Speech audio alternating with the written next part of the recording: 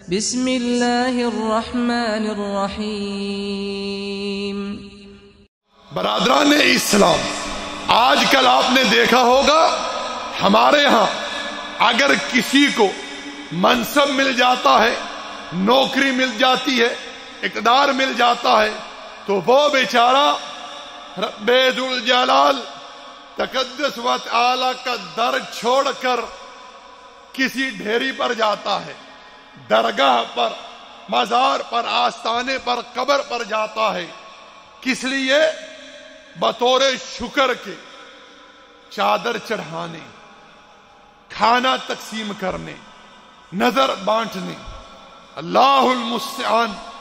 میں ایسے تمام بدعقیدہ لوگوں سے پوچھنا چاہوں گا کہ تمہیں اقتدار کس نے دیا؟ تمہیں نوکری کس نے دی؟ تمہیں اولاد کس نے دی؟ تمہیں صحت کس نے دی؟ تمہارے معاملات کس نے سنوارے؟ تم یہی جواب دو گے اللہ نے۔ جب تم یہ سمجھتے ہو، یہ جانتے ہو، یہ مانتے ہو کہ ہمیں سب کچھ عطا کرنے والا ایک اللہ ہے، پھر اس رب کا در چھوڑ کر اس کی عطا کردہ نعمتوں کو کسی اور کی طرف منسوب کیوں کرتے ہو؟ اگر تم اس چیز کا اقرار، اعتراف اپنی زبان سے نہیں بھی کرتے، لیکن تمہارا کردار، تمہارا فعل اس چیز کو بیان کرتا ہے کہ تم جس ڈھیری پر، جس قبر پر، جس درگاہ پر جا کر بطور نظر کے، شکر کے چادر چڑھاتے ہو، نظر و نیاز تقسیم کرتے ہو، قبر کو گلاب کے عرق سے یا دودھ سے غسل دیتے ہو، تم یہ کہہ رہے ہو اپنے فعل کے ذریعے، اپنے کردار کے ذریعے کہ ہمیں یہ جو اقتدار عطا ہوا ہے، یہ جو منصب عطا ہوا ہے، اس میں بابا حجویری کا بہت بڑا کردار ہے، اس میں شیخ عبد القادر جیلانی کا معاذ اللہ بہت بڑا کردار ہے۔ حالانکہ میرا رب تقدس و تعالی یہ فرماتا ہے قُلِ اللَّهُمَّ مَالِكَ الْمُلْكِ تُؤْتِي الْمُلْكَ مَنْ تَشَاءُ وَتَنزِعُ الْمُلْكَ مِمَّنْ تَشَاءُ وَتُعِزُّ مَنْ تَشَاءُ وَتُذِلُّ مَنْ تَشَاءُ بِيَدِكَ الْخَيْرُ إِنَّكَ عَلَى كُلِّ شَيْءٍ قَدِيرٌ۔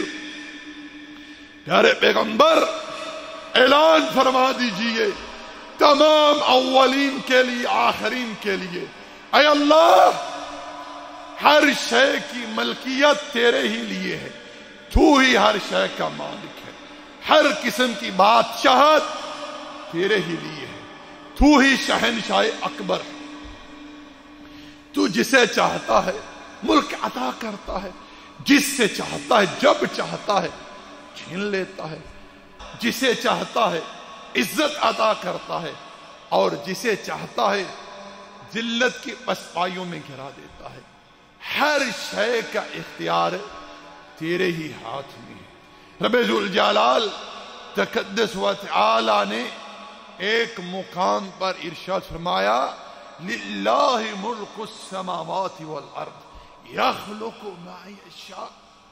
آسمانوں اور زمین میں جو کچھ ہے وہ اللہ ہی کی ملکیت ہے، اللہ ہی کی بادشاہت ہے ہر شے پر تقدس و تعالی کی، اور وہ مالک جس طرح چاہتا ہے پیدا کرتا ہے۔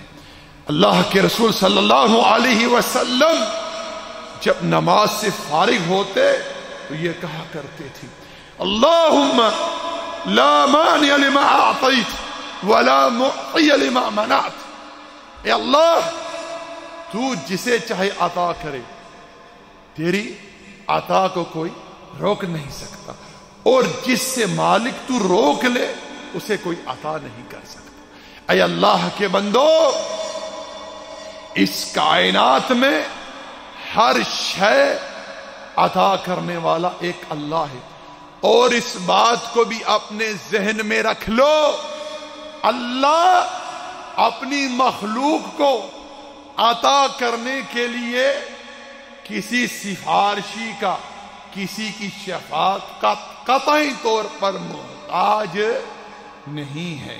نبی صلی اللہ علیہ وسلم کی شدید خواہش تھی کہ ابو طالب اسلام لے آئے، اہل مکہ اسلام لے آئے، لیکن اللہ نے نہیں چاہا۔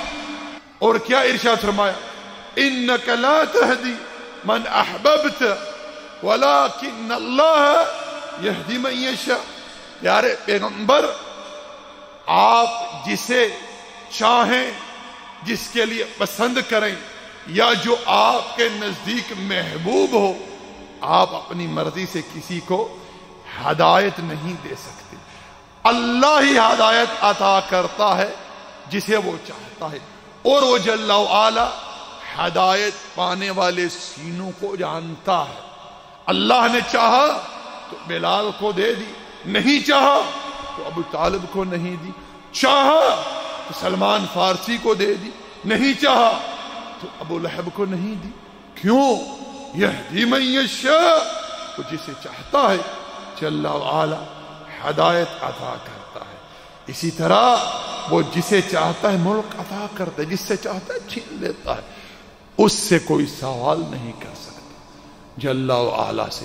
اس لیے میں ایسے تمام لوگوں سے کہنا چاہوں گا جو منصب ملتے ہی، اقتدار ملتے ہی قوم کے سامنے، عوام کے سامنے شرک کا ارتکاب کرنے کے لیے رب ذوالجلال تقدس و تعالی کی نعمتوں کے ساتھ کفر کرتے ہوئے درگاہوں پر جاتے ہیں، مزاروں پر جاتے ہیں، آستانوں پر جاتے ہیں، اور وہاں جا کر بطور نظر کے شکر کے چادریں چڑھاتے ہیں، دیے جلاتے ہیں، نظر و نیاز تقسیم کرتے ہیں۔ اللہ المستعان۔